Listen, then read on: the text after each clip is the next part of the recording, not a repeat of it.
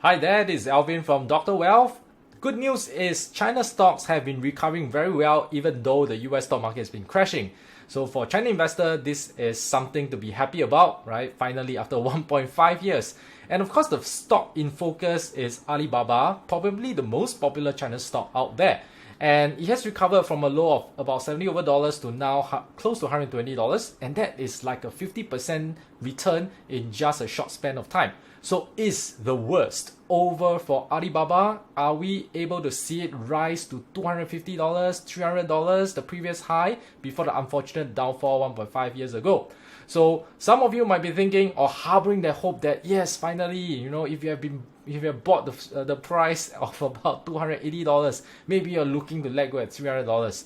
And if you are thinking along that lines, I'm very sorry to tell you, please do not have the expectation that Alibaba is going to return to $300 within the next 1 year or so. I think that it is possible. Eventually, Alibaba will go up to that level, but it probably will take more than 5 years. Okay, I'll give you my reason and I'll walk you through it so that you understand where I'm coming from.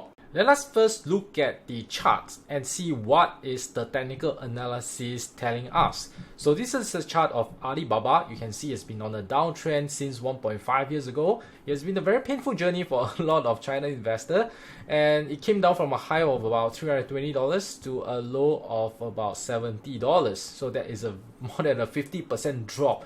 And it was relentless, right? You can see it just go down, bounce out a bit, go down again, bounce out a bit, go down again. A lot of dead cat bounces. So probably a lot of people were averaging it down, and it looks like a bottomless pit until recently. It has a meaningful rebound, and you can see I draw additional two lines. One is this blue line. This is a 100-day moving average.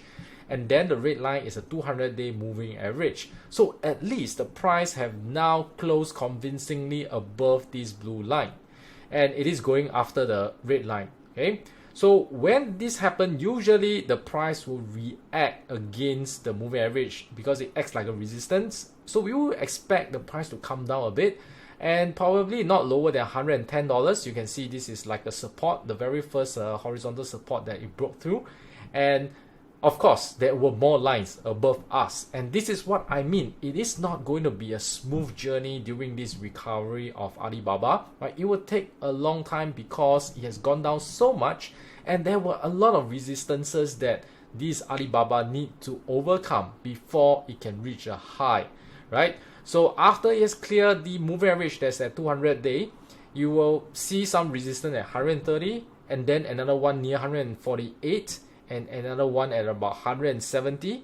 Okay, and then maybe you cross that $200, and the next immediate resistance will be 211, 231, 270 before we even talk about 300. So there are many resistance like this that need to be broken. Are these actual resistances? I'm not sure, right? This is very subjective. This is how I draw the resistance lines, but another trader may draw it differently. Okay, but regardless, right, who draws it, you're going to see a lot of resistances for Alibaba to overcome, and that is why every time it hits a resistance, it will come back down. Hit resistance, it will come back down. It takes a lot more buying power, buying energy for the share price to continue to break through these resistances.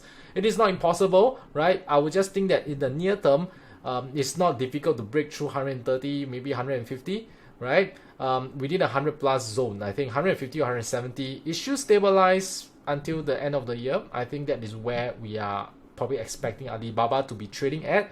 But going above $200 within this year, I think it takes a lot more, right? A lot of good news to come by for this to happen. And that's one of the technical analysis perspective. And if we look at the fundamental analysis, and we have to understand that at 320, which is the peak of this Alibaba performance, there were a lot of good news that were happening because Ant Group was about to IPO, right? And Ant Group was like the most successful or the biggest fintech in the world. In fact, it was the largest IPO on record if it has went through. So there were a lot of good news, right? E-commerce was going strong. Alibaba Cloud is growing as well. That was the peak of Alibaba's performances. But given today, a lot has changed, right? Ant Group is no longer the same Ant Group as we see today because it is supposed to be regulated like a normal bank.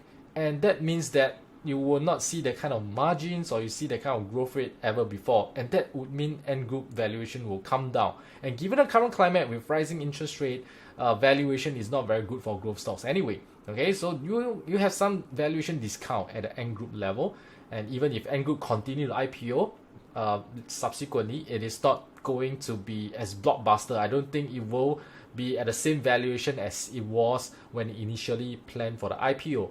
And then if you look at e-commerce, it have a lot of wings clipped as well by the regulation that happened in the last 1.5 years, right? There were live streaming, you have restrictions, and there are certain like pharmaceutical products you can't sell online, and you need certain licenses to do it. So there, and also open up of the walled garden, right? So there's no Alibaba no longer can just make the sellers exclusively sell on Taobao or any of the Alibaba platforms. Now it is open for all, right? So you can see the e-commerce side has also been curtailed. And lastly, we look at AliCloud. Okay, it's growing well, but it has also slowed down because the government has also introduced the public cloud and encouraged the government agencies to use the government cloud rather than AliCloud or other commercial clouds, right? And there's also talk of creating or building data centers, right, in the west part of China and shifting some of the load over there. So there is a lot of top-down initiatives that's coming from government that may or may not translate to private tendering, right, private sector tendering.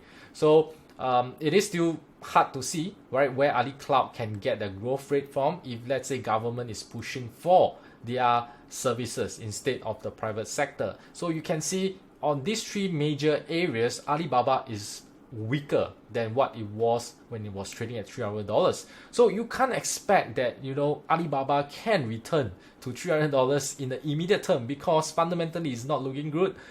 Technically, you can see there are a lot of resistances to be broken through, right? I do think that a more possible range that we are looking at in the near term, which means within this year, as I said just now, is around 150 to 170. I think by recovering at that level, the share price will have more than doubled from the bottom, right? So I think that is more realistic expectation. So if you have bought around $200 and you still believe in Alibaba can return to those prices, possible, just that it's not going to happen anytime soon, even though the China market is on a bull run currently.